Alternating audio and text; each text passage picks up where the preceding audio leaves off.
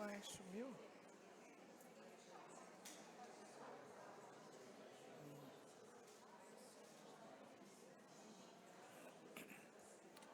Acho que você podia pegar aqui, ó. Pega eu com todo... Não, assim, ó. Que pega todo mundo, né?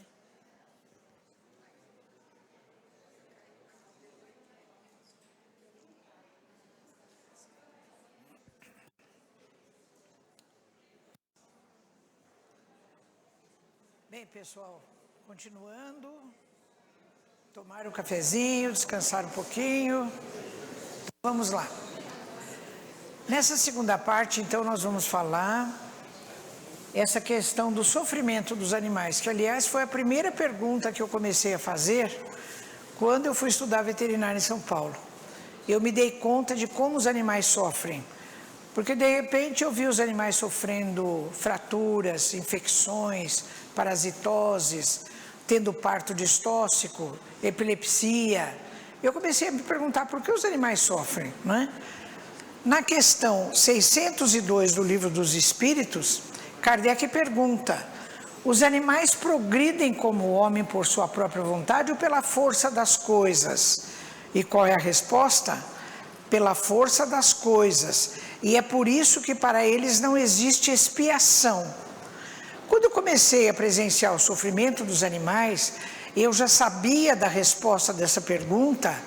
Eu comecei a entrar em questionamento de se os animais não sofrem por expiação, então por que sofrem?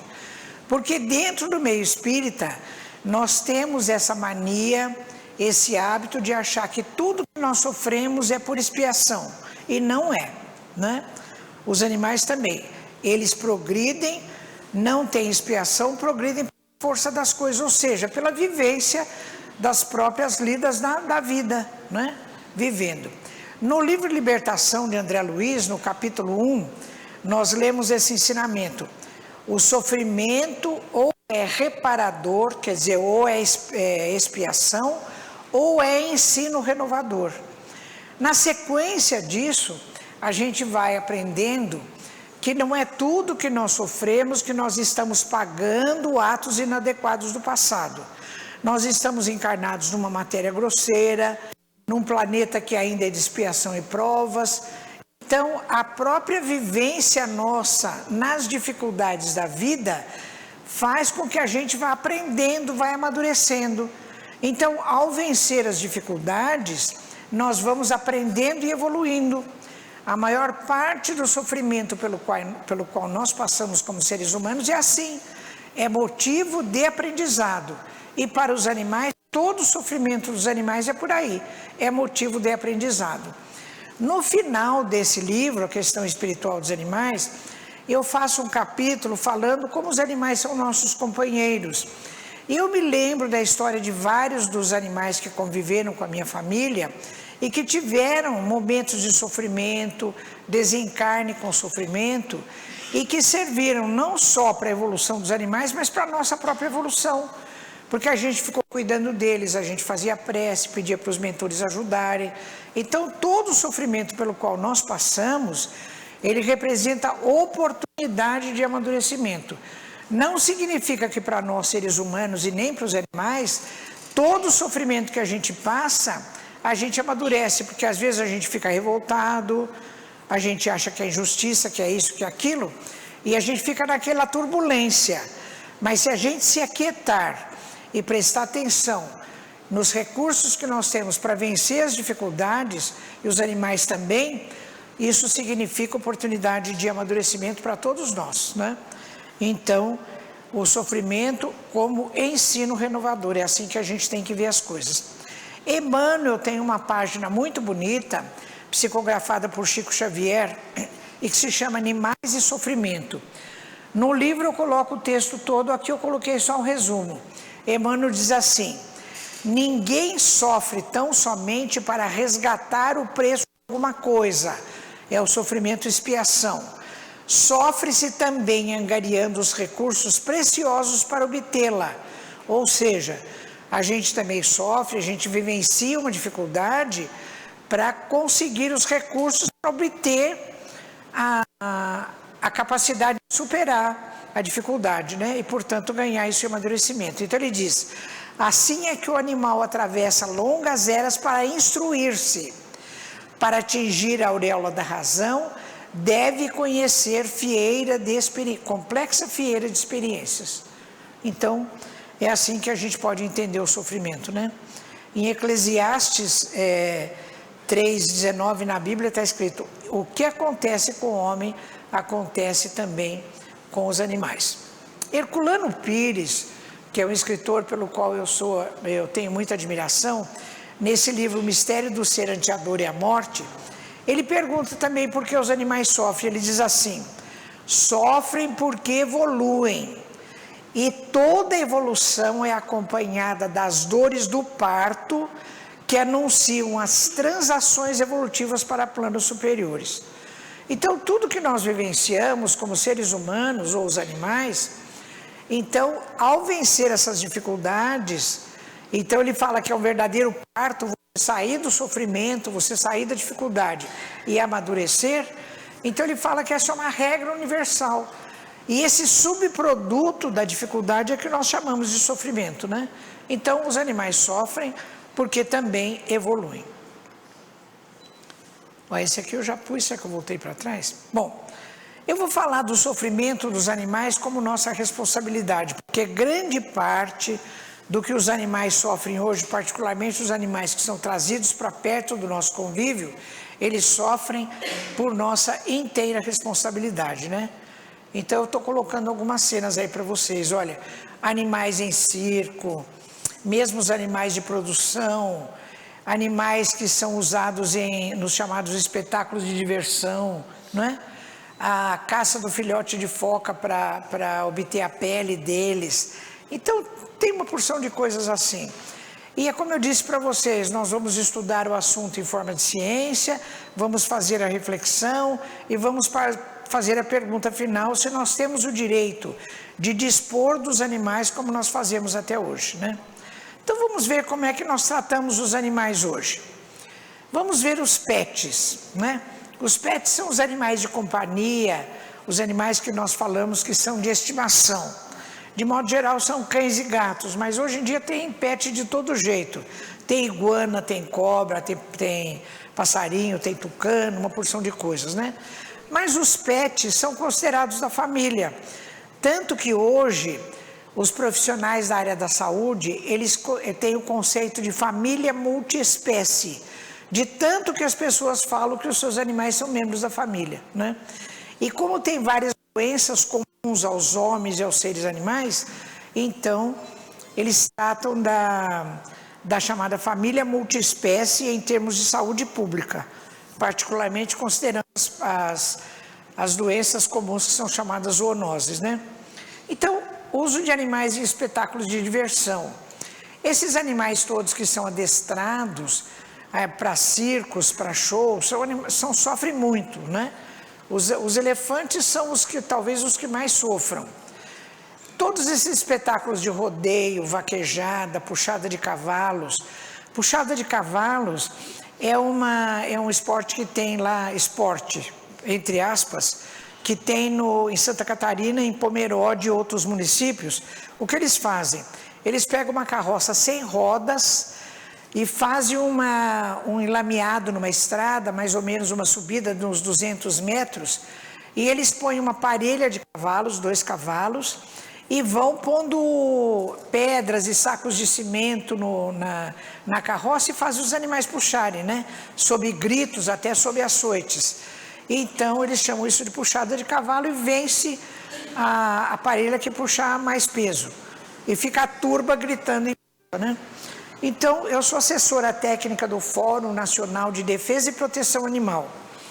Eu faço parecer contra provas de rodeio, contra vaquejada, contra puxada, contra uso de patos e gansos para foie gras, que é essa bobagem desse patê, né? De passar, sabe lá quanto sofrimento existe atrás de todo esse tipo de procedimento. Então, são coisas assim. Esses animais também, em parques aquáticos, rinhas de galo, rinhas de pitbull, são coisas que ainda existem muito, quase sempre nem de maneira ostensiva, mas às vezes escondidos aí pelas chácaras, né? Mas que existem e são responsabilidade do próprio ser humano. A vaquejada, eu fiz, não faz muito tempo, outra vez parecer sobre isso, porque o pessoal do Nordeste, onde esse evento é comum, eles fizeram uma regulamentação lá no estado do Ceará, que depois contaminou outras coisas, depois foram para a Câmara dos Deputados e tudo. Então agora eles puseram um quesito que se o peão arrebentar o rabo da vaca, deslocar o rabo da vaca, então ele é desclassificado. Pode quebrar, pode torcer, pode luxar, mas não pode arrancar, né? Olha que avanço, né? Eles acham que é um grande avanço. Então, são coisas que não se dão conta de como os animais sofrem. Como a gente pode reconhecer que os animais sofrem, né? Então, alguns conceitos preliminares. Olha, primeiro nós precisamos entender, do ponto de vista da ciência e da literatura espírita, que os animais têm mente, têm psiquismo, têm mente, fora que do ponto de vista da literatura espírita, eles têm espírito, né? Não são máquinas cartesianas insensíveis, são seres sencientes, têm consciência e eles são capazes de sofrer dor física e sofrimento mental. Porque os animais que são acuados, maltratados, eles sofrem às vezes só, digamos, do ponto de vista psíquico. O tempo que eu fiquei ligado um pouco ao zoológico de São Paulo, já faz uns anos, tinha uma onça lá que jamais quem foi visitar o zoológico viu. Essa onça, ela foi pega por fazendeiros que mataram a mãe dela. Ela foi criada no ambiente da fazenda. Quando ela ficou muito grande, venderam para um circo. Ela viveu em circo para lá para cá. Depois, um restaurante de estrada comprou a onça e ela ficava num ambiente muito restrito. Essa onça desenvolveu uma alteração psíquica. Ela arrancava pedaços do corpo, ela se arranhava inteira. Aí ela foi para o zoológico de São Paulo e ficou no setor veterinário. Tratou-se dessa onça de todas as maneiras, ninguém conseguia resolver o problema dela. Fizeram biópsia de pele, fizeram todos os exames, ela não tinha nada. O problema dela era um distúrbio psíquico de ficar estressada num ambiente muito pequeno, né? Ela só melhorava um pouco com ansiolítico. Depois também o pessoal da homeopatia entrou, ela melhorou um pouquinho, mas jamais ela conseguiu ir para o setor de exposições, porque ela era toda cheia de lesões que ela mesma se provocava, né? Ela tinha esse distúrbio da automutilação. Bom, como ler os sinais de sofrimento, então?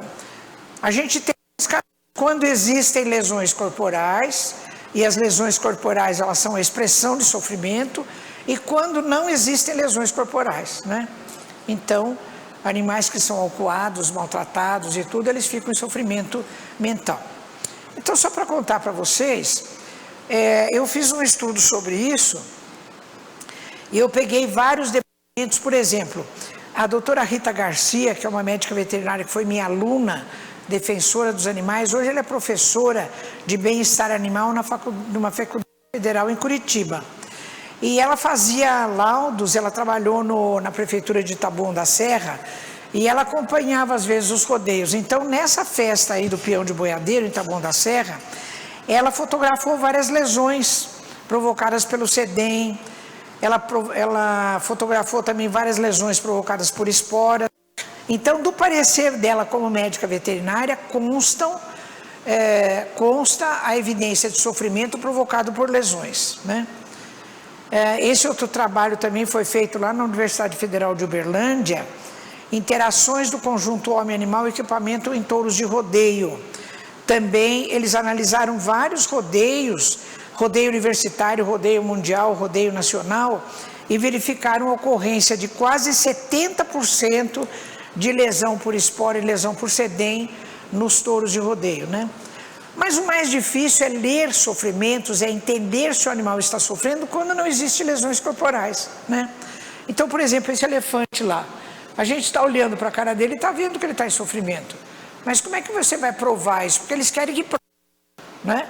Como é que vai provar cientificamente quando não existem lesões corporais? Então eu fiz um estudo e eu escrevi um artigo na revista do Conselho Regional de Medicina Veterinária de São Paulo, revista de educação continuada, e eu convidei 2 professores da Unesp e 2 professores da UEL, da Universidade Estadual de Londrina, para compor esse trabalho comigo. Por quê? Quando eu faço parecer para o Ministério Público a favor dos animais contra essas barbaridades, se você tiver pessoa graduada e titulada e de várias universidades, o teu documento tem mais peso. Então, por isso eu convidei 2 professores da Unesp e 2 professores da UEL para conferir peso jurídico ao trabalho que depois foi enviado para o Ministério Público, né? Então, bases metodológicas e neurofuncionais da ocorrência de dor, sofrimento em animais, com objetivos de identificar situações quando existe lesão e quando não existe lesão, né? Isso aqui eu vou pular. Então, só para vocês saberem, esse trabalho correu aí, está em vários lugares como subsídio para isso, né? Mas a gente vai vendo que do ponto de vista de diversão humana, as coisas estão melhorando. Porque, por exemplo, quem diria que a caça-raposa, que é uma tradição desde 1660 na Inglaterra, um dia ela seria proibida. Já está proibida desde 2005, né? Quem diria também que, por exemplo, as touradas um dia fossem proibidas na Espanha? Não em toda a Espanha, porque os madrilenhos são muito teimosos, mas a região da Catalunha, a região de Barcelona, a tourada também já está proibida desde 2012. Então as coisas vão indo, aos poucos a gente vai conquistando, né? Mas é um passo atrás do outro. Por exemplo, olha esse filósofo inglês, eu gosto muito da fala dele. Ele diz assim, olha, o sentimento de compaixão, que é totalmente ridicularizado pela ciência, o profissional não pode mostrar compaixão pelos animais, nem pelo seu paciente. Ele diz assim, nós não precisamos perguntar se os animais são capazes de pensar ou de se comunicar, basta sabermos se são capazes de sofrer, para que a gente possa respeitar essa capacidade, né? Então, é o Jeremy Bentham. Olha o que diz o Mahatma Gandhi, a grandeza de uma terra e o grau de civilidade de um povo podem ser julgados pela forma como cuida e se relaciona com os animais. Ele diz ainda também assim, olha, a força de um homem e de um povo está na não violência, seja você a mudança que quer ver no mundo. Então, se nós queremos um mundo com menos sofrimento dos animais, nós temos que ser essa mudança e exemplificar essa mudança, né? Bom, então em relação ao sofrimento dos animais, nós ainda poderíamos estender esse assunto muito mais, porque os animais ainda sofrem na produção de carne, de produtos de origem animal. Os animais são criados industrialmente, são abatidos industrialmente e sofrem muito. Eles sofrem nos ambientes de pesquisa, em testes, em pesquisas. Eles sofrem também, mesmo dentro das casas, os pets que sofrem o processo chamado humanização. Então as pessoas querem trazer hábitos humanos e impor em relação aos próprios animais que estão dentro das suas casas, né? Então o assunto se complica muito, mas enfim, a gente precisa prestar atenção realmente no sofrimento dos animais. Outro assunto diz respeito à assistência espiritual a animais. Tem vários centros em São Paulo, em várias cidades também por aí, que já fazem atendimento a animais. O passe, a prece, a água fluidificada. É um assunto que ainda está em discussão no meio espírita. A própria Federação Espírita Brasileira não aceita esse procedimento, né? Mas tem vários centros que já usam, então eu fiz um capítulo, eu fiz um texto, coloquei no livro, eu vou mostrar para vocês como é que está. Então, o texto que eu fiz passou pelo NUVET, que é o Núcleo de Medicina Veterinária e Espiritualidade junto à AME São Paulo. Eles aprovaram, está no site da AME São Paulo e também está no livro. Em relação às 3 coisas, prece, água fluidificada e o passe, a prece e a água fluidificada são bem aceitos. De modo geral, as pessoas quando fazem evangelho no lar, sempre relatam que os animais ficam perto, tomam uma aguinha, As pessoas fazem oração pelos seus animais, até aí tudo bem, não é? A coisa que fica, digamos, enroscada em discussão diz respeito ao passe. Então vamos ver o que nós encontramos. Eu peguei o site da Federação Espírita Brasileira e fui ver o que eles entendem por passe. Lá tem uma publicação, estudo sobre o passe, de 2004, onde nós lemos o seguinte, olha, passe é uma transmissão conjunta de fluidos magnéticos provenientes do encarnado e de fluidos espirituais oriundos dos benfeitores espirituais, não devendo ser considerado uma simples transmissão de energia animal do encarnado, o que é chamado de magnetização. Então, passe é uma coisa, magnetização é outra coisa. Vamos em frente. Na Gênese de Kardec, no capítulo 14, que se chama Os Fluidos, no item 33, existe um texto a respeito da ação magnética, que pode se fazer de 3 maneiras. Pelo próprio fluido do magnetizador. Então, o indivíduo está aplicando um passe, então o fluido dele faz um processo de magnetização, ou seja, que é chamado de magnetismo propriamente dito, né? Então, o próprio indivíduo colocando a mão ou impondo a mão sobre outra pessoa ou sobre um animal, isso por si só é um processo de magnetização. A ação magnética pode se fazer pelo fluido dos espíritos, magnetismo espiritual. Mas o chamado magnetismo misto, que caracteriza o passe que é feito na casa espírita, ele contempla fluidos dos espíritos que despejam sobre o magnetizador e ao qual serve de condutor. Então, o indivíduo, quando vai fazer um passe na casa espírita, ele está impondo as mãos sobre o indivíduo e o plano espiritual acopla sobre os fluidos dele os fluidos espirituais. Então, o passe também é chamado de magnetismo misto, não é? Então, nós não devemos confundir o magnetismo misto, que é o passe, com o magnetismo propriamente dito, que é só do encarnado. O fluido espiritual, diz a Gênese capítulo 14, combinado com o fluido humano, dá a este fluido humano as qualidades que lhe faltam. Por isso é que a gente pede assistência dos bons espíritos quando vai fazer esse trabalho de passe, né? Conclui-se, portanto, que os passistas das casas espíritas utilizam o magnetismo misto para transmitir o passe às pessoas que chegam lá para receber o passe. No Livro dos Espíritos, na introdução, Kardec coloca: o princípio vital é comum a todos os seres vivos, desde as plantas até o homem. Segundo a ideia mais comum, olha como dentro da literatura espírita, é preciso que se estude, porque não tem resposta pronta. Existem algumas informações, a gente vai estudando, vai pegando uma aqui, uma ali, vai tecendo, vai construindo o conceito, né? Olha, segundo a ideia mais comum, eu é que destaquei, o princípio vital se encontra num fluido especial, universalmente espalhado, do qual cada ser absorve e assimila uma parte durante a vida, como vemos os corpos inertes absorverem a luz. Este seria então o fluido vital, que segundo certas opiniões, não seria outra coisa que o fluido elétrico animalizado, ou seja, aquele que o encarnado dispõe no magnetismo propriamente dito. Também é designado de fluido magnético, fluido nervoso e assim por diante, né? Então, o indivíduo encarnado que tem o fluido vital, ao então impor as mãos sobre o paciente, ele transfere uma parte desse fluido para o indivíduo que está recebendo o passe.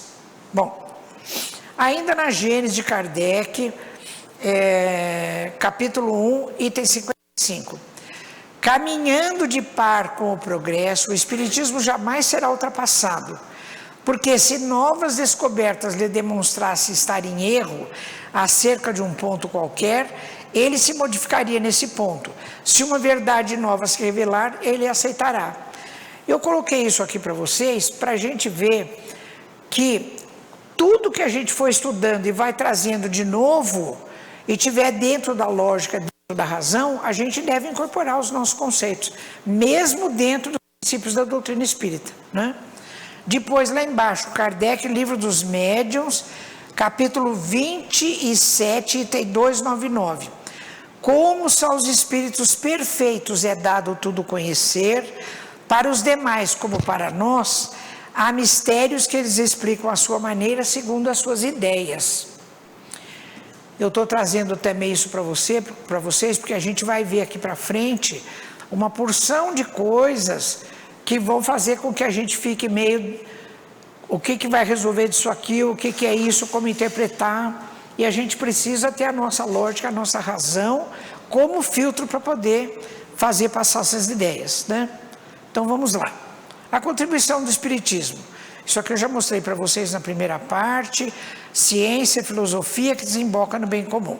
Bom, na Gênese de Kardec, capítulo 14, Fluidos, item 31. Essa informação aqui é muito importante. Olha, o poder curativo do passe estará na razão direta. Primeiro, a pureza da substância inoculada. Os fluidos que emanam de uma fonte impura são como substâncias médicas alteradas. Então, se o passista vai dar o passe numa pessoa, ele tem que estar imbuído de boa vontade, de ajudar aquela pessoa, porque a ação magnética ela se faz da mesma maneira, seja fluido bom ou seja fluido negativo.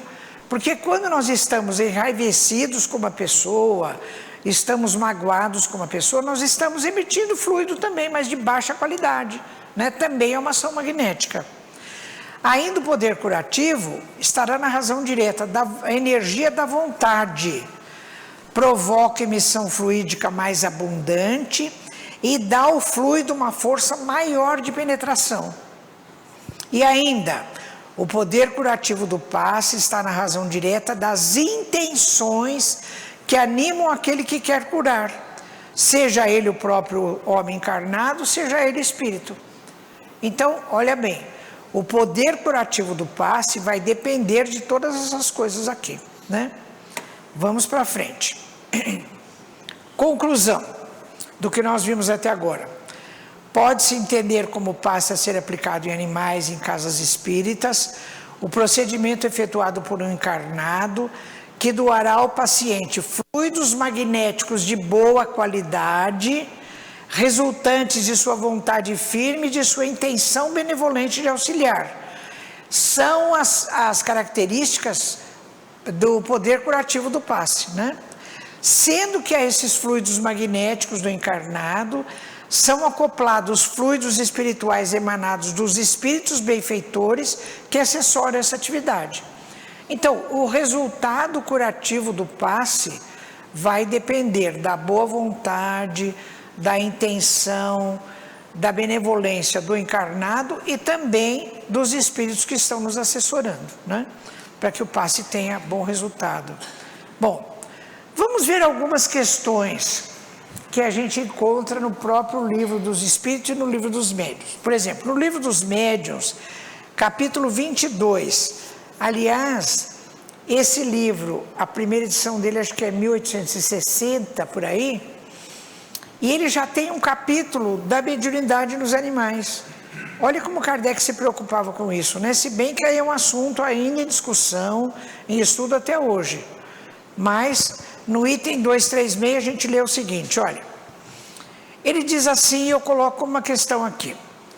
Tem um trecho em que está dito assim, o Espírito Erasto diz, o senhor T, dizem, magnetizou seu cão. A que resultado chegou? Matou-o. Por que esse infeliz animal morreu depois de haver caído numa espécie de atonia, de langor, consequência da sua magnetização? Qual foi a primeira coisa que a gente viu lá na definição de passe? O passe é a somatória dos fluidos do encarnado, de boa vontade, com benevolência, com vontade de ajudar, acoplado dos fluidos espirituais dos bons espíritos, né? Que é diferente de magnetização. Então ele diz aqui, olha, o animal caiu numa espécie de langor de atonia e morreu em consequência de sua magnetização. Com efeito, infiltrando-lhe um fluido aurido numa essência superior, a essência especial de sua natureza, ele o esmagou, agindo sobre ele, embora mais lentamente, à maneira de um raio. Assim, não havendo nenhuma possibilidade de assimilação entre o nosso perispírito e envoltório fluídico dos animais propriamente ditos, nós os esmagaríamos imediatamente ao mediunizá-los. A maior parte das pessoas que resistem à ideia do passe nos animais se valem desse texto aqui de Erasto, né? Mas vamos analisar esse texto. Como é que a gente pode entender isso? Então a gente pergunta, o senhor T magnetizou o seu cão e com isso o matou. Então vamos lá. Bom, primeira conclusão que a gente chega, o senhor T não aplicou o passe no cão, ele o magnetizou, vocês concordam? Está escrito no texto de Erasto, né? Ele o magnetizou, porque o passe a gente já viu lá, é tudo isso aí que está no slide. Bom, essa frase aqui, olha, o senhor T teria matado o seu cão infiltrando-lhe um fluido aurido numa essência superior à essência especial da sua natureza. Então ele está dizendo que matou porque o fluido do senhor T era superior ao fluido da natureza do cachorro. Vamos à Gênesis de Kardec, capítulo 14, item 17. Lá está escrito assim: como os odores, eles, os fluidos, trazem o cunho dos sentimentos de ódio, de inveja, de ciúme, de orgulho, de egoísmo, de violência, de hipocrisia e de bondade, de benevolência, de amor, de caridade, de doçura. Quer dizer, o fluido que o indivíduo está aplicando ao outro, ele vai variar de qualidade dependendo do quê? Dos sentimentos da criatura, se forem negativos ou se forem positivos, né? Sob o aspecto físico, os fluidos são excitantes, calmantes, penetrantes, astringentes, irritantes, dulcificantes, soporíferos, narcóticos, tóxicos, reparadores, expulsivos, etc. Tornam-se força de transmissão, de propulsão, etc. Então, dependendo da qualidade dos sentimentos da criatura, ele vai imprimir nos fluidos que ele vai emanar do seu fluido vital, uma substância, entre aspas, boa ou uma substância ruim, né? Qual se fosse um medicamento alterado. É o que está na Gênesis de Kardec, capítulo 14. Então, quando se diz que o senhor T matou o seu cão, infiltrando-lhe um fluido aurido numa essência superior, a gente pode fazer a seguinte conclusão, essa conclusão é nossa, minha, e eu ofereço a vocês como oportunidade para reflexão. Conclusão: se a magnetização matou o cachorro, é porque ele agiu de má fé e seus fluidos eram de má qualidade, não é? Porque vocês já acham que o passe tem que ser um ato de amor? O ato de amor vai fazer mal para a criatura, vai matá-lo, ou vai fazer mal para ele? Não pode, nós não podemos admitir isso. Se fez mal, é porque a qualidade dos fluidos transmitidos não era boa, né?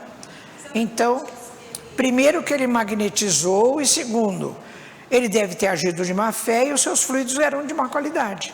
Essa é uma conclusão que eu estou tirando.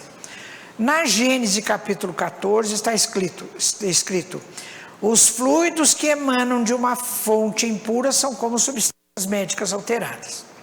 Bom, no Livro dos Espíritos, item 552 de Kardec, está escrito: algumas pessoas dispõem de grande força magnética, ou seja, de capacidade de doar, de transmitir o seu fluido vital para outro, de que podem fazer mau uso, se maus forem seus próprios espíritos, caso em que possível se torna serem secundados por outros espíritos maus. O processo de magnetização é o mesmo, a qualidade do fluido é que será boa, será benevolente, será curadora, ou será destruidora, será de má qualidade, dependendo da qualidade do espírito e também do espírito que acessória o encarnado, né? Bom, outra possibilidade que eu fiquei pensando seria de vampirização.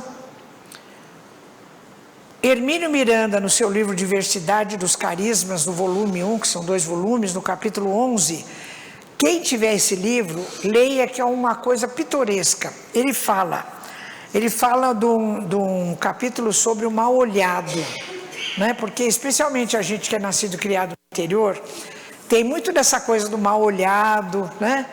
Ah, tá com uma coisa assim, tem vários sinônimos. Então ele conta vários casos. Ele conta assim, que na casa dele tinha uma cerca com um chuchuzeiro maravilhoso.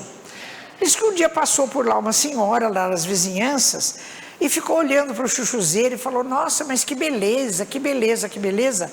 Ela foi saindo com o chuchuzeiro, foi murchando, murchando, murchando. No fim da tarde estava morto.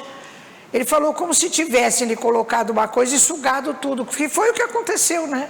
São pessoas que têm capacidade de vampirização. Ele conta também que ele trabalhava numa empresa, o Hermínio Miranda, e aí contrataram um rapaz novo. Um rapaz todo fortão, tudo, e ficou na sala dele, mesa contra mesa.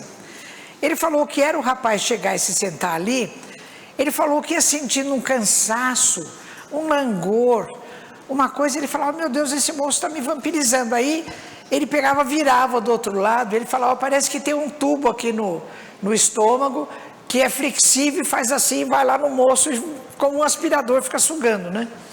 E ele conta que chegou no final do ano, naquela festa de final de ano, então veio a esposa desse moço. Quando ele viu a esposa, ele falou: agora eu estou entendendo o que acontece, que era uma moça tão branquinha, tão pálida. Ele falou: coitadinha, essa moça deve ser vampirizada o tempo todo pelo marido, porque ela era assim, tão esquálida, né? Mas ele fala brincando, é claro, é só uma brincadeira dele, mas ele fala dessa coisa que tem pessoas que têm essa capacidade de vampirização. Então ele fala que em poucas horas, em relação ao chuchuzeiro, sucumbiu completamente aos elogios de uma vizinha, como se lhe houvesse extraído de uma só vez toda a sua vitalidade, e foi exatamente o que aconteceu. Quem sabe também o senhor T, ao fazer essa magnetização, também aconteceu uma vampirização, né? É só mais uma hipótese, a gente não sabe. Outra questão que se coloca em relação a passe nos animais é assim: um passe transmitido com intensa carga fluídica poderia matar um animal fragilizado por doença ou velhice? Porque algumas pessoas dizem: ah, eu tenho medo de levar meu cachorro ou meu gato nesses lugares, porque ele já está tão fraquinho e tudo, vai que chega lá, é uma carga tão fluídica que vai acabar de matar o bichinho, né? Então, foi o que eu disse, o passe é um ato de amor, e um ato de amor não pode prejudicar ninguém. Se até ajudar o animalzinho a desencarnar, é porque já estava previsto o desencarne dele, e o passe está só ajudando esse processo, né? Então, André Luiz, no livro Conduta Espírita, capítulo 33, que se chama Perante os Animais, ele diz assim: devemos apoiar quanto possível os movimentos e as organizações de proteção aos animais, através de atos de generosidade cristã e compreensão humana. Os seres da retaguarda evolutiva, quer dizer, os animais, alinham-se conosco em posição de necessidade ante a lei. Ou seja, o próprio André Luiz está recomendando que a gente deve favorecer as entidades de organização de proteção e de defesa dos animais, até com atos de generosidade cristã, né? Herculano Pires, no livro Vida e Comunicação, capítulo 11, ele chama de mediunidade zoológica. Olha o que ele diz: a assistência mediúnica aos animais é possível e grandemente proveitosa.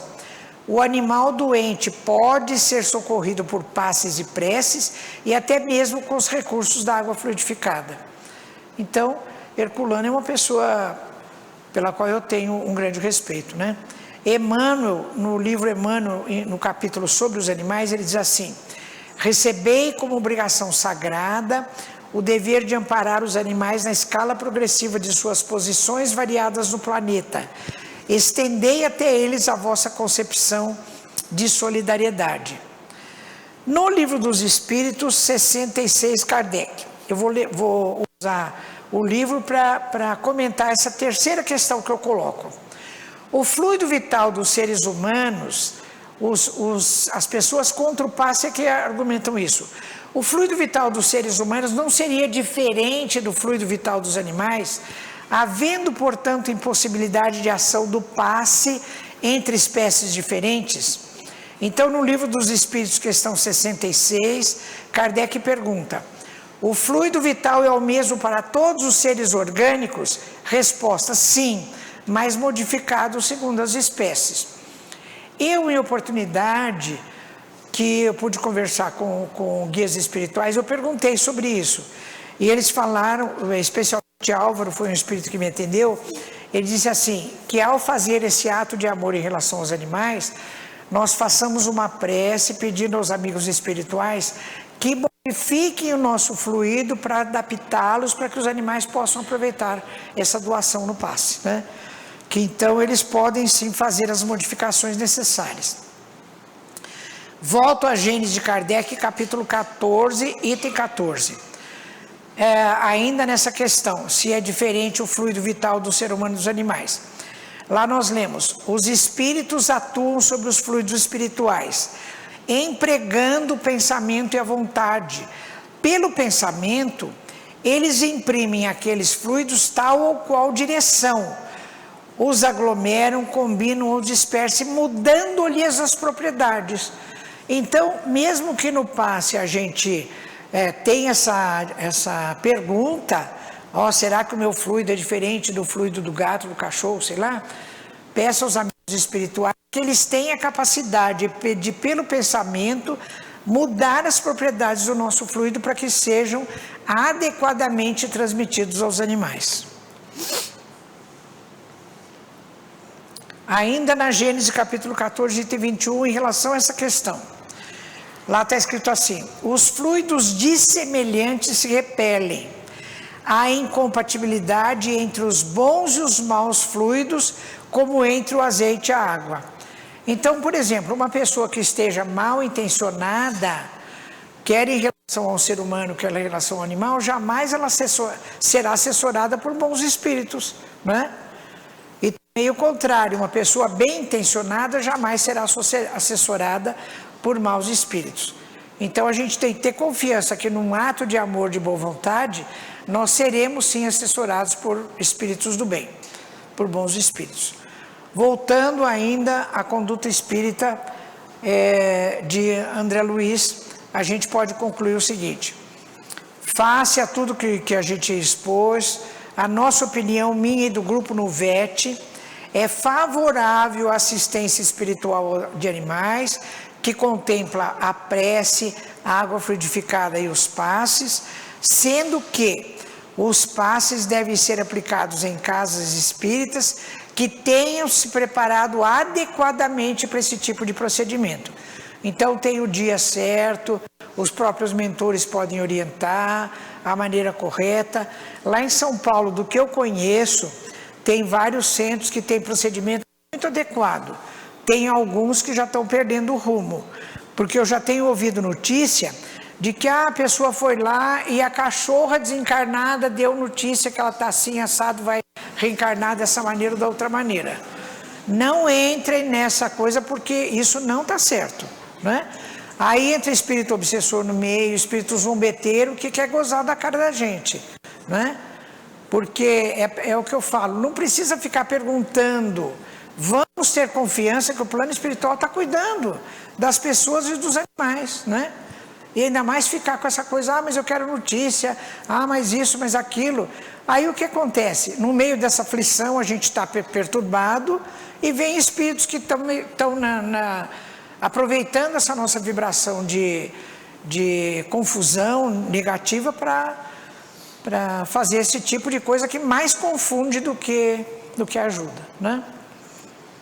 Agora, quando a coisa é muito bem feita, muito bem, então tudo é válido realmente a serviço do bem, né?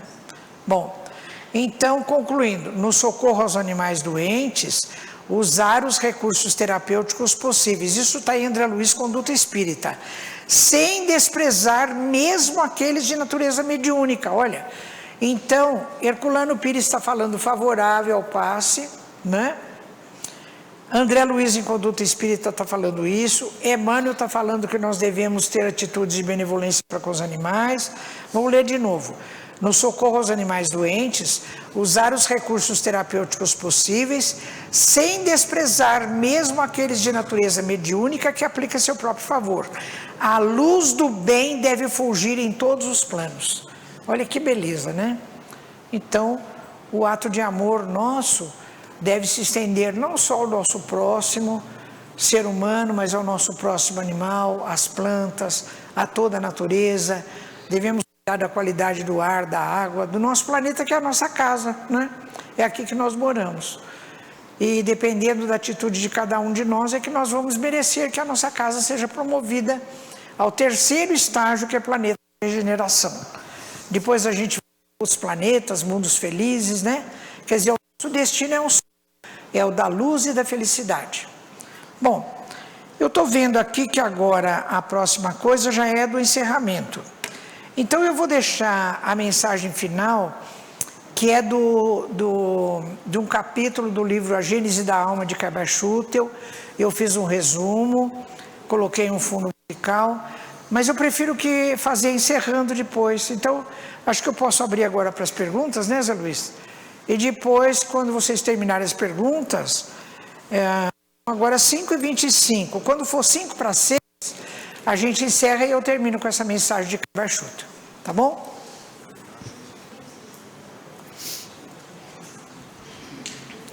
Vocês têm perguntas ou está todo mundo...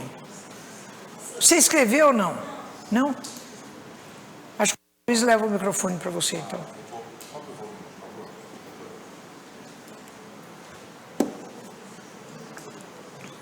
Deixa eu só colocar mais um aqui.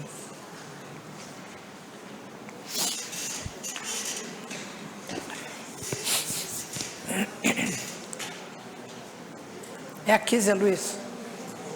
Ah, tá bom. Ele vai acertar o microfone.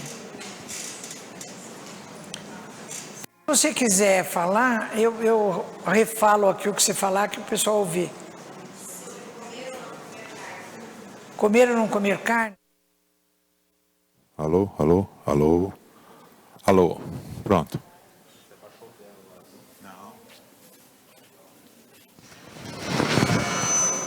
Zé Luiz, você não desligou o meu, né? Não. Então, ela está perguntando, comer ou não comer carne? Então, tem um capítulo no livro A Questão Espiritual dos Animais. Desde a 10ª edição eu já revi esse capítulo, acrescentei uma porção de coisas. E agora eu estou fazendo a revisão para a 12ª edição. Estou atualizando muitos dados lá. Então, eu faço uma abordagem nutricional, uma abordagem ecológica, uma abordagem doutrinária e uma abordagem ética. Então, assim, do ponto de vista ético, a gente pergunta, é ético para a gente dispor dos animais como nós fazemos até hoje, né? Por quê? Nós temos no nosso país tropical uma oferta de alimento absurda, absurda. Então, hoje, para a gente cumprir a lei do trabalho, como diz o livro dos Espíritos, para nós mantermos a nossa saúde e cumprir a lei do trabalho, não precisamos mais comer carne. Mas isso é uma decisão pessoal de cada um. Porque o próprio Emmanuel diz assim, desde o Homo erectus, que deu aquele salto evolutivo, ele fez isso porque ele trouxe o fogo para dentro das cavernas, trazia a carne dos animais caçados, e depois, ficando perto do fogo, a carne foi se assando. Ao comer a carne assada, que tem digestibilidade melhor do que a carne crua, ele conseguiu dar esse salto evolutivo.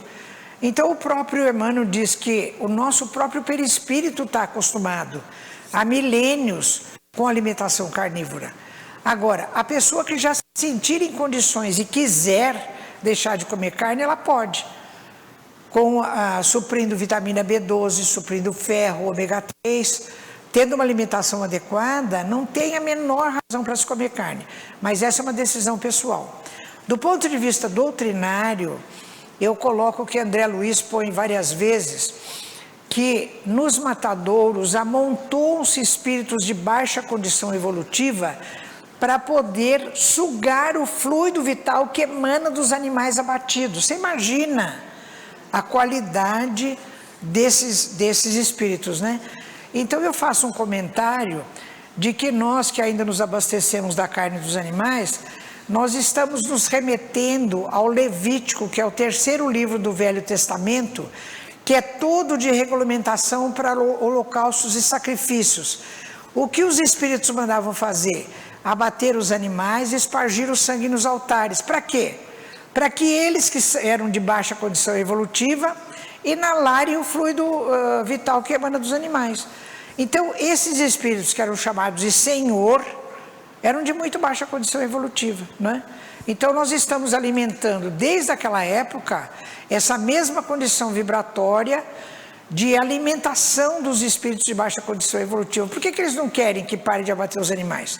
Porque é o alimento deles. Por isso que eles são a favor do aborto, da eutanásia, porque o fluido vital emanado desses atos de violência e de morte, eles também se alimentam deles, né? Isso é tão grave que toda vez que eu estou trabalhando com esses dois assuntos, animais e computador e aborto, acontece de tudo. O computador pifa, não imprime, aí perde a palestra, sabe? Aí eu já sento, faço uma prece, faço prece, e aí os amigos espirituais vão me ajudando, e é uma batalha sem fim, né? Depois, do ponto de vista ecológico, 24% da superfície útil do nosso Brasil é ocupada por pasto, né? E os bois, eles ocupam em média no Brasil, a relação é de um boi, é 1 hectare, é de um boi para 3, quase 4 hectares.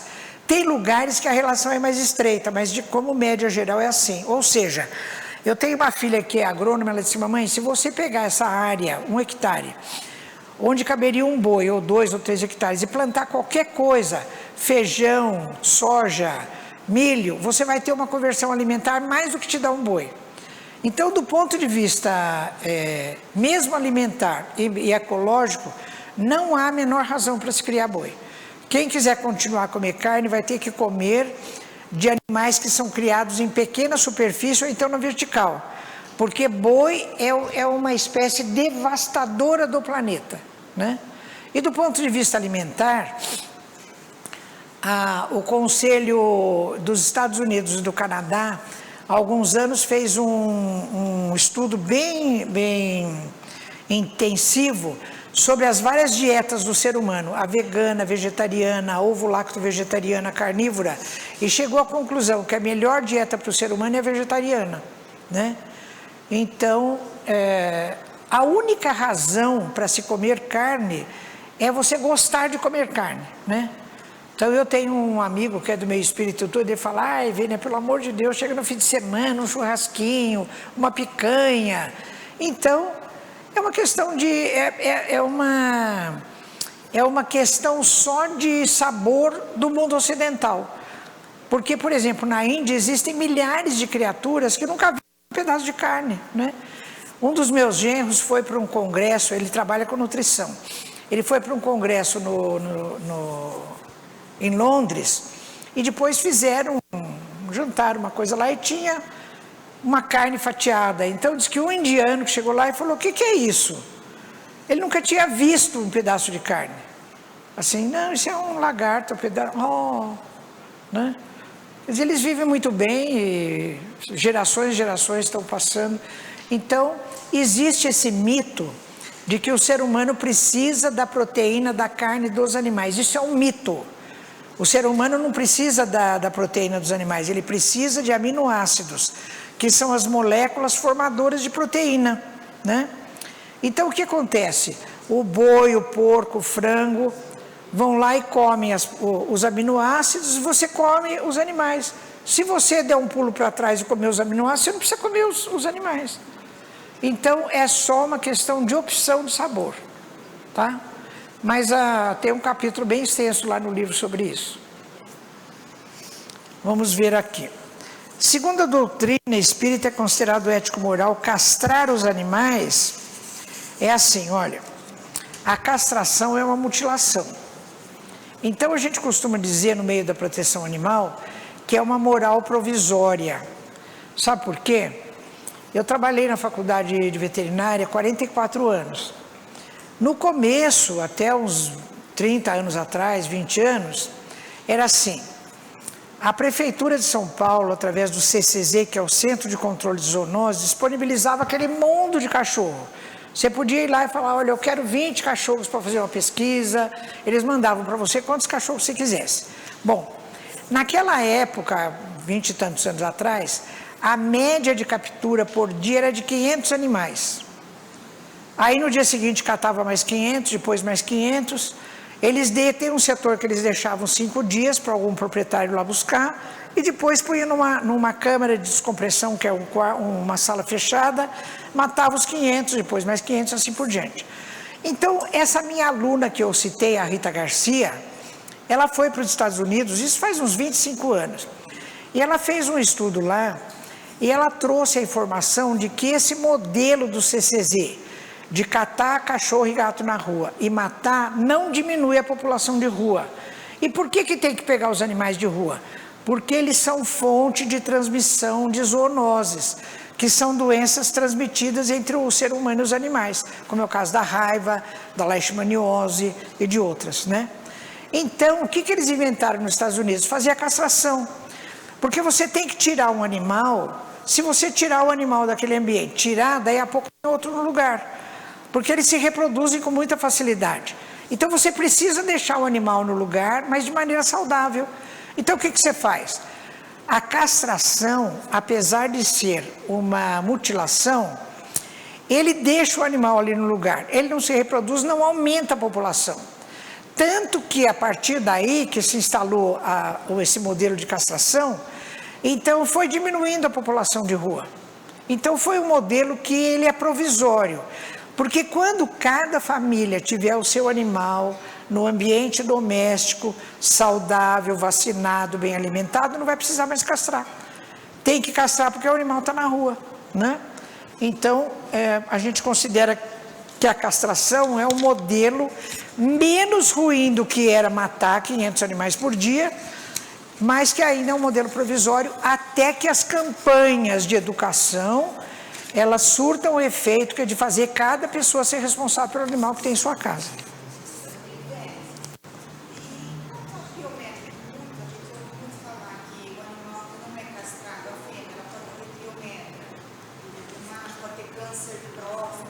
Olha bem, isso é muito discutido no meio veterinário, viu? É muito discutido.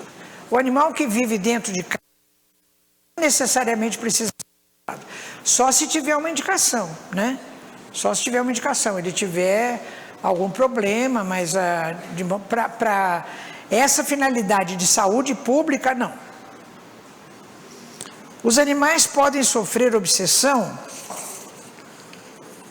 Eu acho que sim. Aliás, às vezes, mesmo nas conversas que a gente ouve no meio espírita e até na literatura espírita, às vezes os obsessores eles valem-se dos animais para prejudicar o próprio ser humano, né?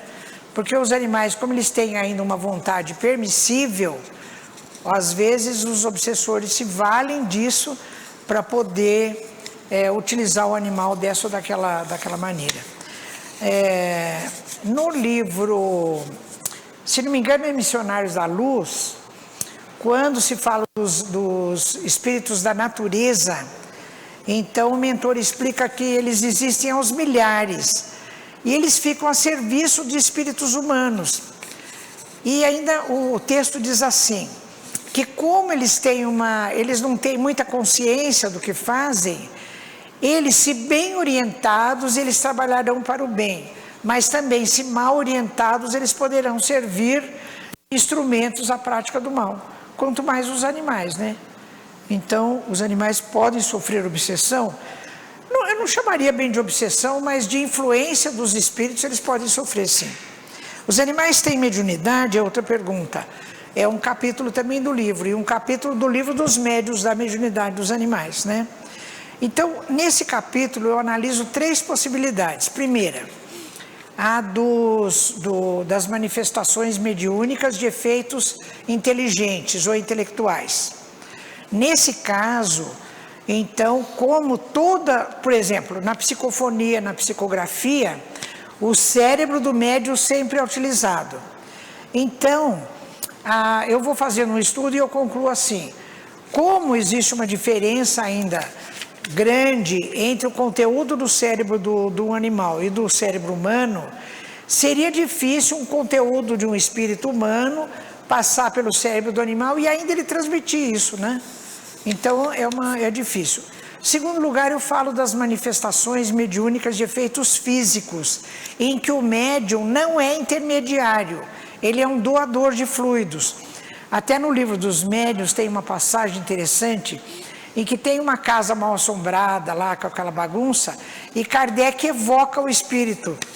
E aí ele comparece, ele conversa com Kardec, e Kardec pergunta quem é que está lhe doando fluidos, porque todo o efeito físico tem algum médium de efeito físico doando fluido.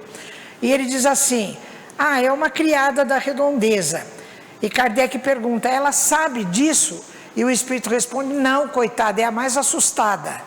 Não só ela não sabe que é ela que doa os fluidos, como ela é a mais assustada dali, né? Então, nas obras de André Luiz, ele diz que, às vezes, durante o repouso do corpo físico, eles retiram parte do perispírito da pessoa e levam à beira do mar para uma verdadeira transfusão fluídica. Ora, que seres vivos que tem no mar para doar fluido? São peixes, são plantas, tudo lá. E eles aproveitam os fluidos, né? Então, eu falo que talvez os animais possam doar fluidos em determinadas situações. Fica uma pergunta também, não é uma resposta definitiva.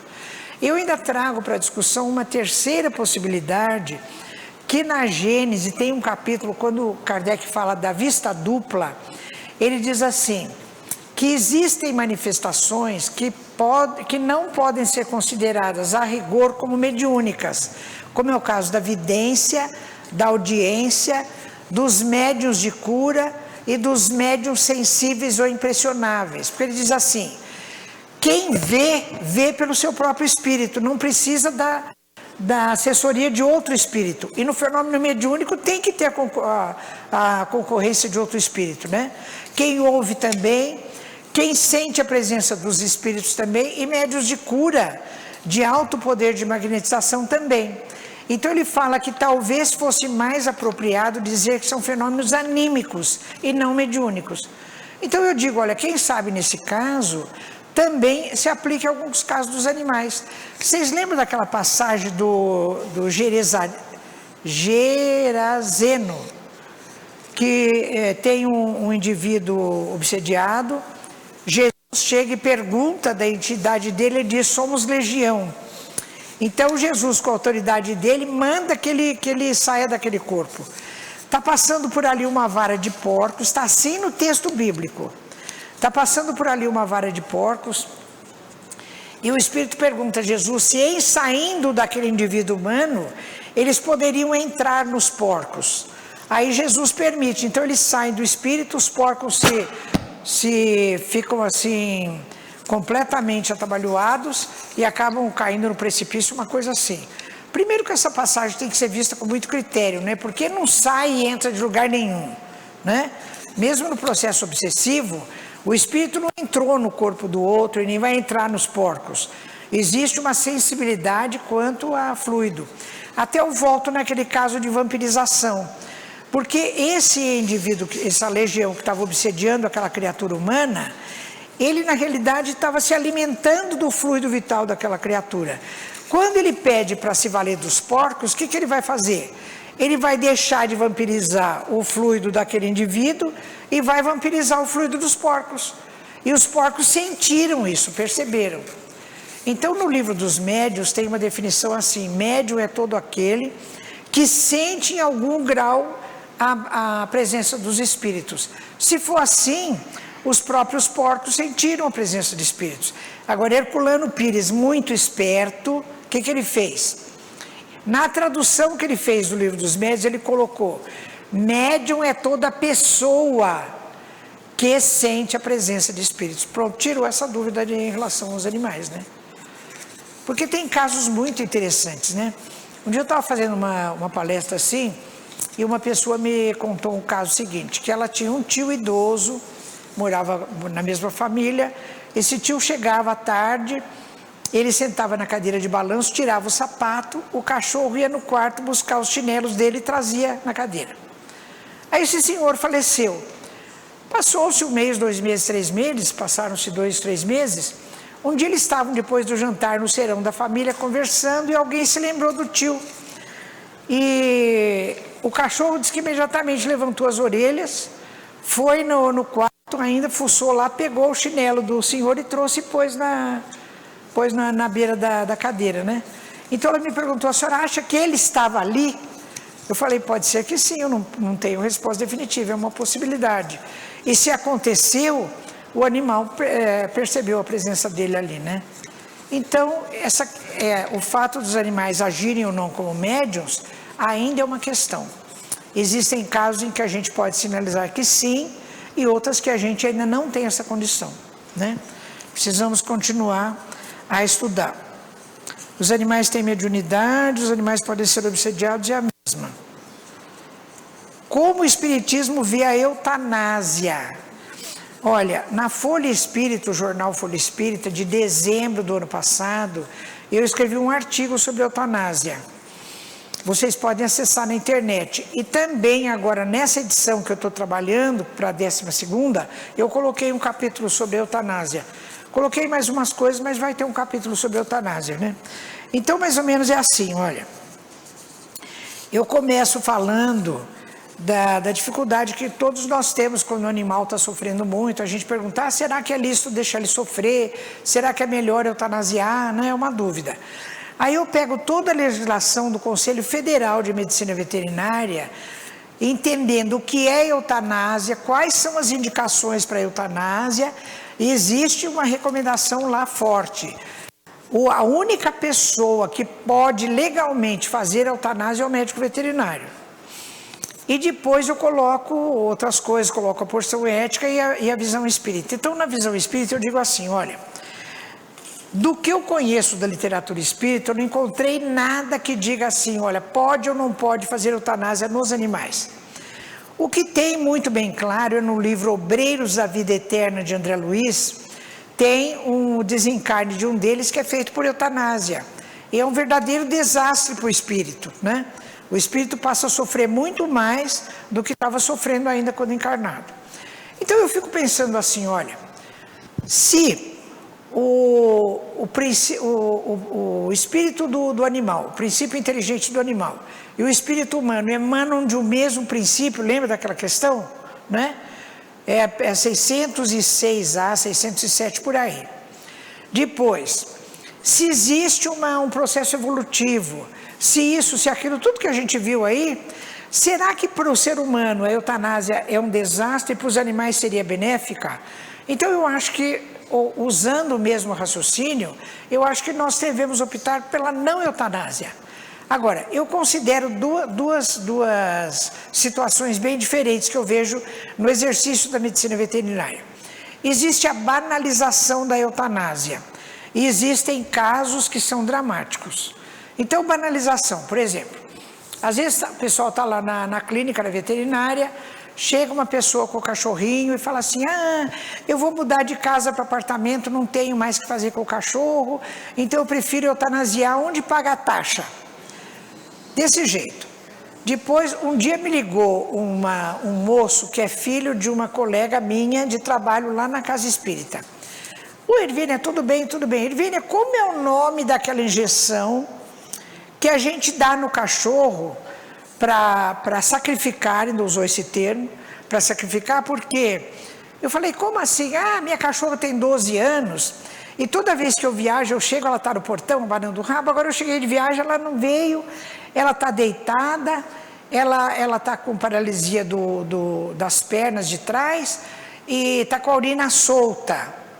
Eu falei, espera aí, deixa eu ver se eu entendi. A cachorra cresceu com você, 12 anos ela foi no portão te esperar toda vez que você chegava, agora porque ela está com a urina solta, você quer dar injeção nela. Irvine, eu acho que é melhor. Aí, peguei primeiro, me acalmei, né? Me acalmei assim, pedi todas as coisas lá e tal. Aí fui conversando com ele, eu falei, não, primeiro que não seria você. Se a eutanásia, quando indicada, ela tem que ser feita por médico veterinário de maneira adequada. Em segundo lugar, você hoje tem cuidados paliativos, fui conversando com ele e tal. Então isso é banalização da eutanásia. As pessoas fazem assim por qualquer motivo, quer se ver livre do animal. Mas existem os casos extremos. Por exemplo, às vezes chega lá na faculdade ou chega nos consultórios, um animal que foi atropelado com 15, 20 fraturas, com hemorragia interna, ou então com um acidente vascular cerebral, ou então com câncer ósseo terminal, sabe? Não tem dinheiro para tratar, não tem como internar, a pessoa trabalha o dia todo. Então, tem situações que são muito difíceis. Para essas situações que são muito difíceis, eu coloquei uma página de Emmanuel e eu fiz um translado. A página chama O Quanto Possível. Vocês já viram isso? É uma página psicografada pelo Chico. Então o Emmanuel vai dizendo assim o tempo todo na mensagem: o quanto te for possível, não te afaste do lar difícil. O quanto estiver ao teu alcance, ajuda o amigo necessitado. O quanto você puder. Ele não fala você é obrigado a ajudar o seu amigo, você é obrigado a permanecer no lar difícil. Ele fala o quanto puderes, o quanto te for possível, o quanto estiver ao teu alcance. Então eu termino esse capítulo dizendo assim: o quanto te for possível, o quanto estiver ao teu alcance, o quanto você puder, faça opção pela vida, né? Então é essa mensagem que eu tenho para trazer em relação à chamada eutanásia dos animais. Pois não. Esse menino que for no nosso estudo, a gente faz a eutanásia não é pelo sofrimento do animal, é pelo nosso sofrimento. É verdade, é verdade. É. Alô? É. Ele está dizendo que, às vezes, a pessoa faz opção pela eutanásia, dizendo que é para tirar os animais do sofrimento, mas porque ele não está aguentando ver o animal sofrer, né? É. Olha, eu tenho 30 cachorros, eu tenho tanto cachorro, É. Olha, e tem outra coisa. Deixa eu falar uma coisa também. Hoje em dia, em medicina veterinária, tem a especialidade de cuidados paliativos. Então, por exemplo, as pessoas que ficam com doenças terminais e tudo, não tem o home care, que vai na sua casa, leva as coisas. Meu pai acabou assim, porque o meu pai era um forte, falava alto e todo mandão, mas ele tinha pavor de hospital e de médico. Então, os últimos 3 anos, ele morou comigo em São Paulo e eu levava ele lá no hospital da USP, né? Um dia, porque ele tinha infecção de urina, aquelas coisas que a pessoa muito idosa tem. Aí um dia eu cheguei com ele e ele falou, para aí. E eu pus ele na cadeira de rodas e andando, para. Falei, que foi, papai? Olha, aconteça o que acontecer, você não me deixa no hospital. Eu falei, papai, o senhor não me peça isso, o senhor pode precisar de um soro, eu não quero ficar no hospital. Aí eu peguei, falei, tá bom, é o que o senhor quer? A minha filha mais velha é médica, e eu cheguei e falei, Flávia, o vovô falou que ele não quer ficar no hospital. Ela falou, não, mãe, deixa, se a gente qualquer coisa traz o home care para casa. Então, é um verdadeiro hospitalzinho que vem, porque vem oxigênio, vem enfermeira que faz aquelas coisas para a parte respiratória, para dor, como é que chama aquilo? Aquelas úlceras, né? Então, em veterinária já tem os cuidados paliativos. Tem um médico veterinário que é da minha equipe lá do Medvesp, do Nuvete, guarde o nome dele, Vinícius Pérez, procura na internet. Ele está fazendo especialidade em cuidados paliativos, ele faz palestras sobre isso. Então é possível, com baixo custo, você levar o animal até o final, sem optar pela eutanásia, mas optando pelos cuidados paliativos, né? Então, como o espiritismo veio a eutanásia já foi, vamos ver aqui. E quanto ao amor dos animais em relação aos seres humanos, pois sempre ouvimos dizer que precisamos aprender a amar como eles nos amam. Isso já é um grau evolutivo da espécie? Olha, a gente não pode dizer que seja um grau evolutivo do ponto de vista cognitivo, intelectual, né? Mas é uma aquisição do ponto de vista da afetividade, claro que é. Os cães são a espécie que convive com o ser humano há mais tempo. A própria enciclopédia de medicina veterinária considera que pelo menos há 12 mil anos o ser humano trouxe os lobos para perto do seu ambiente e foram criando as diferentes raças dos cães, né? Então eles têm esse nível de afetividade. Agora, como eles não têm esse nível de racionalidade, eles também se deixam levar pelo nosso comando, porque os cães são animais de matilha. Quando eles vivem soltos, quando podem, eles têm uma determinada hierarquia, tem o macho alfa, tem toda uma hierarquia. Quando você pega um cachorro e traz para dentro da sua casa, ele tenta ser o macho alfa. Primeiro ele começa a fazer xixi em vários lugares da casa para marcar o território, para falar, olha, aqui quem vai mandar sou eu. Mas aí você tem que falar para ele, não, a casa é minha, quem vai mandar aqui sou eu. Eu vou tratar bem você, mas aqui o macho alfa sou eu, né? Então você vai educar para ele fazer xixi lá fora, no ralo, onde você quiser. Então a coisa funciona mais ou menos assim. E os animais, eles têm uma amorosidade que é sem esse nível crítico que nós temos. Eu me lembro às vezes de animais meus que eu precisava levar lá nos meus colegas veterinários, às vezes para uma cirurgia, ou para a extração de um dente, ou para alguma coisa, e a gente amarra a focinheira, a gente amarra, fica ali, né? Ele vê que a gente está subjugando, ele sofre alguma coisa, quando solta ele já vem todo abanando o rabo para você, te lambendo, quer dizer, ele não fica bravo, fala, você me subjugou, então agora não quero mais saber de você, né? Ele não tem, o amor dele é incondicional. Talvez a gente tenha que aprender muito com os animais em relação a isso mesmo, né? O peixe como alimento tem esse fluido vital? Ora, o peixe também é um ser vivo, né? Existe uma coisa que a gente faz, digamos, convencionalmente, que é mais ou menos assim. A gente optar por deixar de comer animais que a gente considera que tem um nível de consciência mais elevado, né? Por exemplo, entre comer um macaco e comer um peixe, você consideraria, não, o macaco a gente sabe que ele tem um nível de inteligência, de coisa mais alto, o peixe é menos. Então, digamos, seria razoável se você fizesse esse tipo de coisa. Falar, olha, eu não vou comer mais nem o boi, nem cachorro, como lá na Coreia, não sei onde fazem, né? Mas vou optar pelo peixe. Então, uma coisa mais ou menos assim, mas não deixa de ser um ser vivo também, né? Existe um animal mais evoluído que outro? Lembra aquele slide que eu pus? Pega o livro Evolução em Dois Mundos, de André Luiz, bem no final, acho que é o último capítulo, tem esse texto que eu falei aqui. Alguém pergunta, não sei quem é que pergunta, que animais estariam mais evoluídos em relação ao pensamento fragmentário? E os espíritos respondem que é o cão, o gato, o macaco, cavalo, elefante, né? E os moares de modo geral, os equídeos de modo geral.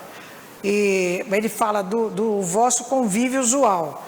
Porque se puser, por exemplo, o golfinho tem um cérebro absurdo, e ele é muito inteligente.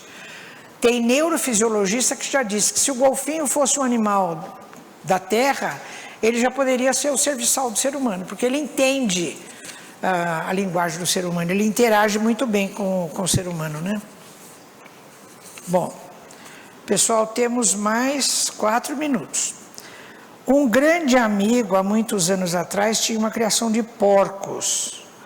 Um dia veio um comprador de animais e pediu para comprar as 4 porcas que davam cria, mas elas nunca estavam à venda. Após o comprador ir embora, as porcas vieram a morrer. Como evitar esse tipo de vampirização? Olha, eu já presenciei esse coisa de vampirização em relação a passarinhos, né? Eu fui criada no interior, então tinha os passarinheiros, né? Tinha tio que tinha canário, aí brigava com o outro que o canário cantava mais, cantava menos. Então, era assim, Tinha aqueles viajantes que vinham, então uma vez veio um viajante e se encantou lá com o canário, ficou falando não sei o quê. Aí ele foi embora, o canário também ficou murchinho, arrepiado, não cantava mais, né? Então eles sempre falavam isso, que quando o cara quer comprar, você vende, porque senão você corre o risco do cara morrer. Olha, é um depoimento, né, que você está dando aqui de que isso aconteceu com as porcas. Como evitar esse tipo de vampirização? Eu acho que quando você percebe que existe isso, vai fazendo uma prece, pede para os amigos espirituais modificarem o fluido daquela pessoa, né? Impedirem isso, porque quase sempre isso acontece porque o nosso ambiente vibratório é permissível para isso, né? Se a gente tivesse assim nas altas esferas, não dava chance para isso, não. Adotei um pitbull há pouco tempo, ela chora, acho que pelo abandono. Já está bem com os outros, o que posso fazer a mais para ajudá-la? É dar carinho, conversar com ela, faz prece, põe a aguinha fluida para ela tomar, né? Com o tempo ela vai se adaptando. Esses animais que sofreram muito, eles ficam muito magoados, né? Eles ficam com o psiquismo bem alterado, mas com o tempo o amor reverte tudo, né? O amor reverte com certeza. Mais uma aqui. Cachorros e gatos entendem o ser humano? Olha, um daqueles livros que eu citei é de um biólogo inglês que também trabalha nos Estados Unidos, chama-se Rupert Sheldrake. E ele diz assim, ele é autor da teoria dos campos mórficos, e ele fala que todo ser vivo tem uma matriz eletromagnética, até parece que ele é espírita, né? Vai ver que é e não sabe. E que essas matrizes eletromagnéticas, elas têm como braços de ressonância, um para o outro, através do que, às vezes, a informação passa de um para o outro. E ele também é autor da tese da telepatia dos animais, porque ele fez o doutorado dele demonstrando que os cães se comunicam telepaticamente com os seres humanos. E a tese dele foi aprovada. Então, naquele livro que se chama Os Animais Sabem Quando Seus Donos Voltam para Casa, ele prova, através de pesquisa metodológica, que não é pelo cheiro, não é pelo ouvido, nada. Os animais, especialmente os cães, sabem que seus donos estão chegando ou estão voltando, ou qualquer outra coisa, porque eles se comunicam telepaticamente com os seres humanos. Então, é uma hipótese dentro da própria ciência, né? Então, tem vários relatos assim que são exemplificadores de que os animais entendem o pensamento dos seres humanos. Até porque existe nesse livro que eu escrevi com o Décio e com o Sérgio, eu falo da linguagem prossemática, que é a linguagem não verbal.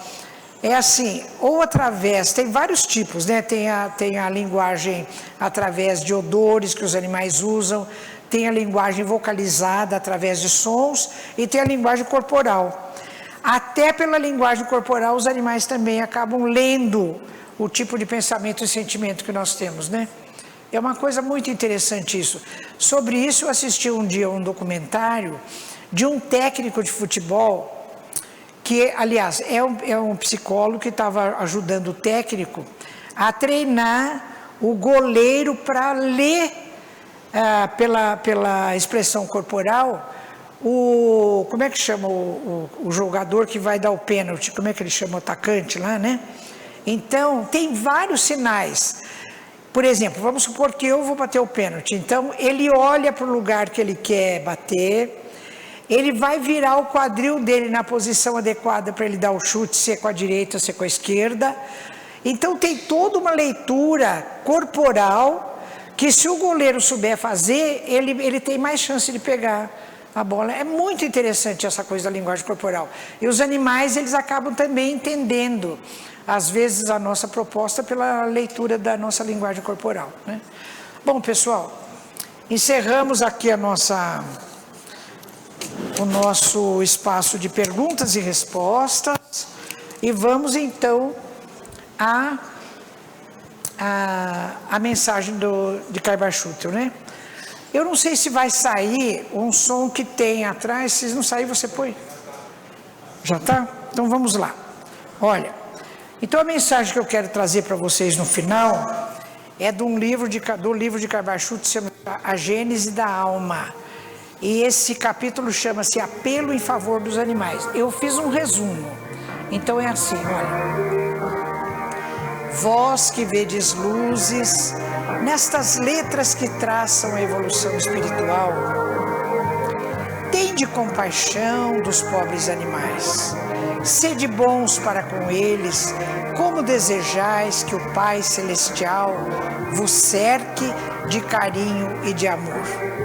Não encerreis os pássaros em gaiolas, renunciai às caçadas, acariciai os vossos animais, dai-lhes remédios na doença e repouso na velhice. Lembrai-vos de que os animais são seres vivos que sentem, que pensam, que adoecem, que se cansam, que têm força limitada, que adoecem e que envelhecem. Os animais são nossos companheiros de existência terrestre, de jornada evolutiva. Como vós, como nós, eles vieram progredir, estudar, aprender.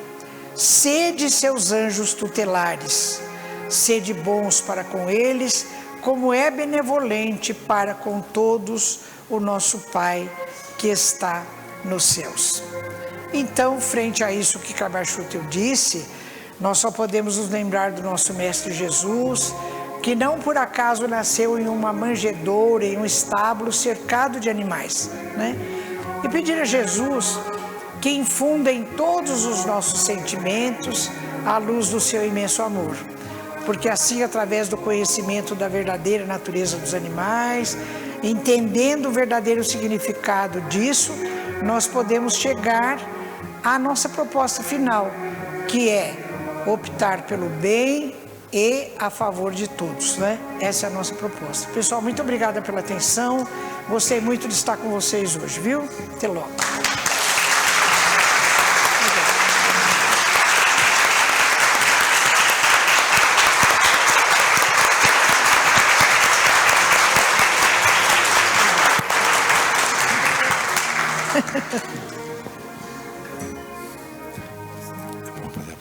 Alô?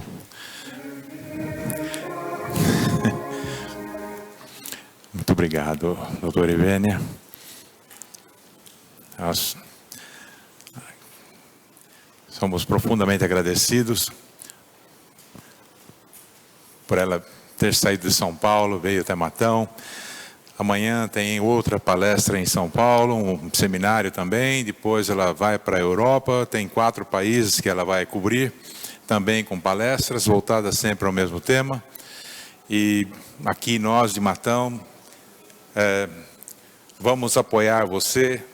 Os nossos pensamentos serão sempre no sentido de que você esteja sempre muito bem acompanhada, embora nós sabemos que toda a espiritualidade, o Carbar-Schutt principalmente, um grande defensor da causa dos menos favorecidos, todos, né? Independente da forma e da substância. Enfim, mais uma vez, muito obrigado. Eu levantei com uma música na cabeça, aí essa música veio martelando na minha cabeça, e eu preciso falar para vocês. É uma música muito antiga, muito bonita, e também não tem exatamente a ver com animais, mas para mim ela tem. Ela faz eu pensar nos animais, ela faz eu pensar naquele cachorro que tem lá em casa, tem 18 anos de idade, ele já é surdo e já é cego, ele só se movimenta pelo faro, e ainda bem, ele está lá. Enfim, a música, ela fala assim: Look at me, I'm as helpless as a kitty up a tree. Olhe para mim, sinta a minha presença. Eu me sinto tão... Quem me ajuda com helpless aqui? Helpless seria inseguro, talvez.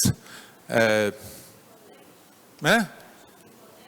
Impotente, como um gatinho em cima de uma árvore. Look at me, I'm as helpless as a kitty off a tree, not knowing my right foot from my left. La la la la. I get misty just holding your hand. A música é linda, né? Então, toda vez que eu ouço essa música, eu já acordei aí com ela no pensamento. Eu falo, nossa, se os seres que estão na escala evolutiva atrás de nós, que nos precedem, pudessem falar, talvez eles dissessem isso, né? Look at me.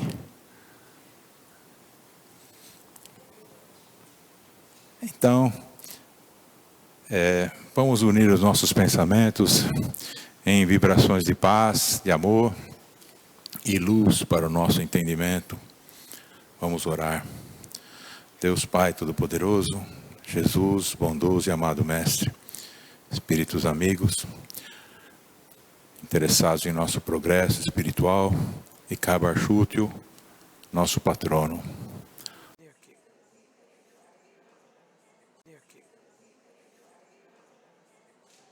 Ué, sumiu?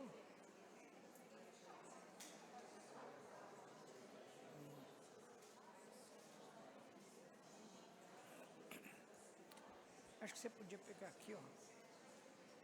Pega eu com tudo. Não, assim, ó. Que pega todo mundo, né?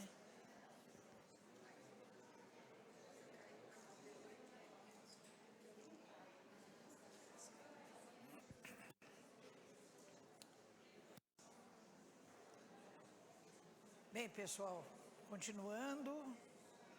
Tomaram um cafezinho, descansaram um pouquinho. Vamos lá. Nessa segunda parte, então, nós vamos falar essa questão do sofrimento dos animais, que, aliás, foi a primeira pergunta que eu comecei a fazer quando eu fui estudar veterinária em São Paulo. Eu me dei conta de como os animais sofrem, porque, de repente, eu vi os animais sofrendo fraturas, infecções, parasitoses, tendo parto distóxico, epilepsia. Eu comecei a me perguntar por que os animais sofrem, não é? Na questão